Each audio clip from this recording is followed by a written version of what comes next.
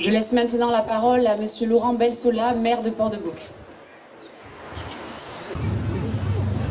Madame la conseillère départementale, Mesdames, Messieurs les élus, Mesdames, Messieurs les élus du conseil municipal des jeunes, Messieurs, Mesdames les présidents d'associations, d'anciens combattants, Mesdames, Messieurs, c'est avec une grande fierté et une profonde émotion que nous sommes réunis ce soir devant l'hôtel de ville pour célébrer la panthéonisation de Missak et Méliné Manouchian, deux figures emblématiques de la résistance française qui aura lieu demain à Paris. Nous célébrons leur entrée à Port-de-Bouc, une décision présidentielle qui inscrit à jamais leur nom dans les annales de notre histoire, au même titre que ceux qui ont bravé l'obscurantisme et la tyrannie pour défendre les valeurs de liberté, d'égalité et de fraternité.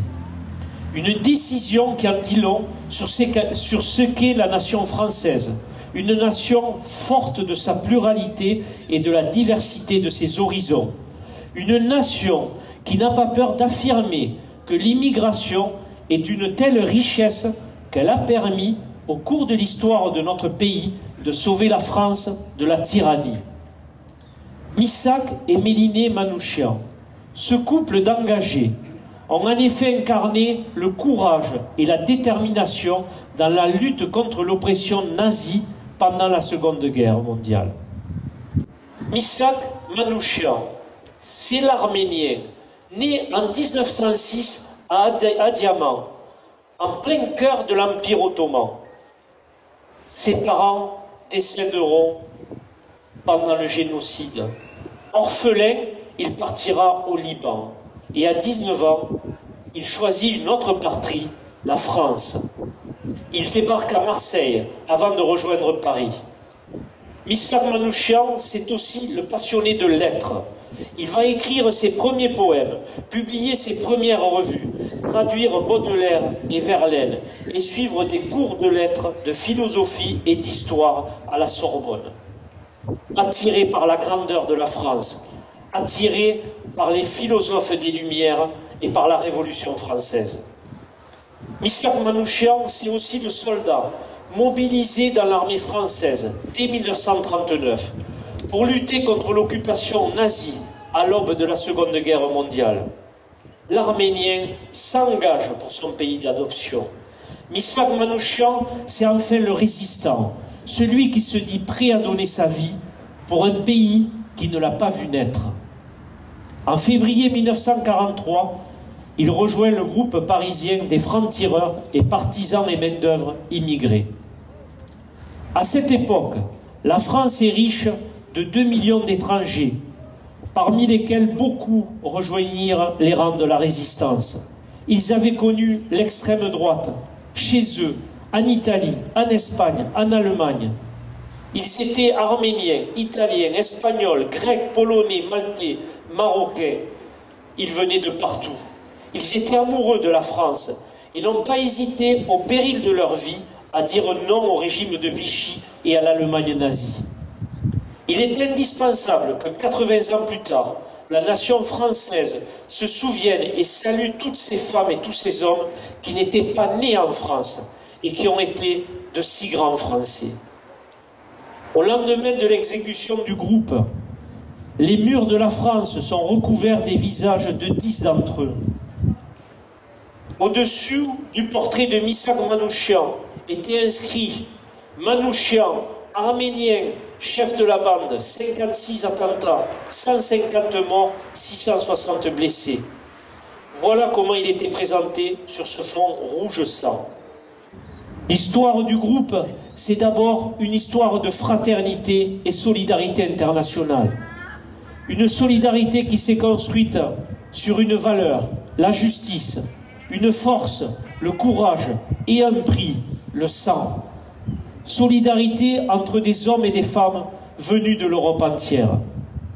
Solidarité aussi de tous ces peuples avec la France, terre des droits de l'homme, d'exil et de refuge, idéaux de la Révolution française. 21, 23 étrangers et nos frères pourtant, comme l'a si bien écrit Louis Aragon en 1955. Ces étrangers ont été traités comme des criminels, accusés de terrorisme, alors qu'ils luttaient pour un idéal, celui de la liberté. Pourtant, je le dis ici, ils sont la fierté et l'honneur de la France. Ils ont défendu les valeurs républicaines au péril de leur vie. Le seul crime, c'était d'avoir été des étrangers patriotes. Dans sa lettre à son épouse, Mélinée, Missak Manouchian écrivait à quelques heures de son exécution: « Je m'étais engagé dans l'armée de la libération en soldat volontaire et je meurs à 2 doigts de la victoire et du but. Bonheur à ceux qui vont nous survivre et goûter la douceur de la liberté et de la paix de demain. » Cette douceur de la paix et de la liberté, nous la goûtons aujourd'hui. Mais elle demeure fragile et il nous faut demeurer vigilants pour la défendre et la protéger. Empêcher l'obscurantisme et la bête immonde de revenir. Je veux également rendre hommage à Mélinée, qui est venue ici à Port-de-Bouc en 1976. Dès sa naissance, en 1913 à Constantinople, devenue Istanbul, à son décès en 1989 à Paris, cet enfant d'une famille aisée, dont les parents périrent lors du génocide arménien en Turquie, a connu une existence marquée par les épreuves, les engagements et les tragédies. Orpheline à 3 ans, elle grandit de la Grèce à Paris, en passant par Marseille, avant de décrocher son certificat d'études avec mention, puis de suivre une formation de secrétaire et de sténodactylo. Diplômée, elle s'installe dans la capitale. En 1934, elle fait la connaissance de Missak Manouchian, de 6 ans son aîné, au cours de la fête annuelle de la section française du comité du secours pour l'Arménie. Tous deux apatrides et pourtant patriotes, affichent le même amour de la France et partagent l'idéal de la République résumé par sa devise. Conscient de vivre une époque troublée et qu'il est nécessaire de protéger le pays et l'Europe contre les factions fascistes qui montent en puissance, ils s'engagent ensemble au sein du Parti communiste français, seule composante politique incarnant leurs convictions et leur volonté de progrès social. Après l'arrestation de son mari, Mélinée se réfugie chez une amie et n'apprendra que plusieurs semaines plus tard l'exécution de son époux. Vaille que vaille, la jeune veuve reprend ses actions au sein de la résistance jusqu'à la fin du conflit. Après la guerre, elle travaille durant 2 ans en tant que secrétaire pour la jeunesse arménienne de France, avant de se porter volontaire pour un programme soviétique destiné à repeupler l'Arménie. Atteinte d'un cancer, elle rentre en France au début des années 60, où elle vit de manière discrète, mais œuvre activement pour la mémoire des résistants arméniens et celle de son mari. Aujourd'hui, en installant une exposition dans le hall de la mairie, retraçant l'histoire de ces 2 personnages de l'histoire de France, et en dévoilant la photo de Missak Manouchian que nous ferons tout à l'heure sur la façade de notre hôtel, c'est la ville de Port-de-Bouc tout entière qui rend hommage à leur courage et à leur sacrifice et qui est fière d'eux. Cette image symbolique sera désormais un rappel de leur héritage, de leur lutte intemporelle et de leur engagement en faveur de la liberté avec un grand L. Où les idéaux de tolérance et de solidarité sont plus que jamais menacés. Il est de notre devoir de nous souvenir et de perpétuer la mémoire de celles et ceux qui ont donné leur vie pour défendre ces valeurs fondamentales. En honorant Missak et Mélinée Manouchian aujourd'hui, nous réaffirmons notre engagement envers la justice sociale, le respect de l'autre et la dignité humaine. À l'issue de notre cérémonie, nous déposerons également une gerbe devant la stèle construite à leur honneur. Un geste solennel pour témoigner notre gratitude et notre respect envers ces héros de la résistance. Leur sacrifice ultime sur le mont Valérien le 21 février 1944 ne sera jamais oublié et leur exemple continuera à inspirer les générations futures dans leur lutte pour la justice sociale, la solidarité et l'universalisme. Ne pas croire qu'il y a 80 ans, ils étaient gentils, ils étaient appréciés de la population. Comme aujourd'hui, ils venaient manger le soi-disant pain des Français, ils venaient soi-disant envahir notre pays. Mais ils l'ont défendu. En tant que maire communiste, je suis fier de rendre hommage à Missak et Méliné, des militants qui ont incarné les idéaux de notre mouvement, la lutte contre l'exploitation, l'oppression, la domination.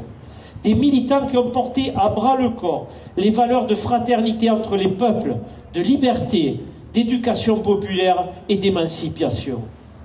Leur vie et leur combat restent une source d'inspiration pour tous ceux qui luttent pour un monde plus juste et plus humain.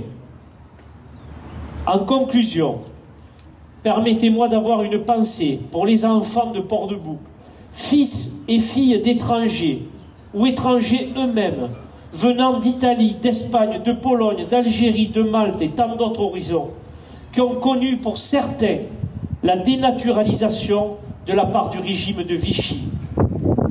Un régime qui les traquait à la fois pour leur origine, mais également pour leur engagement politique. Certains ont connu la déportation, d'autres ont été fusillés, ont été prisonniers. Toutes et tous se sont battus contre les extrêmes droites françaises, italiennes, espagnoles, allemandes pendant la période du Front populaire, durant la guerre d'Espagne, en Italie fasciste, pendant l'occupation allemande ou dans l'armée de libération.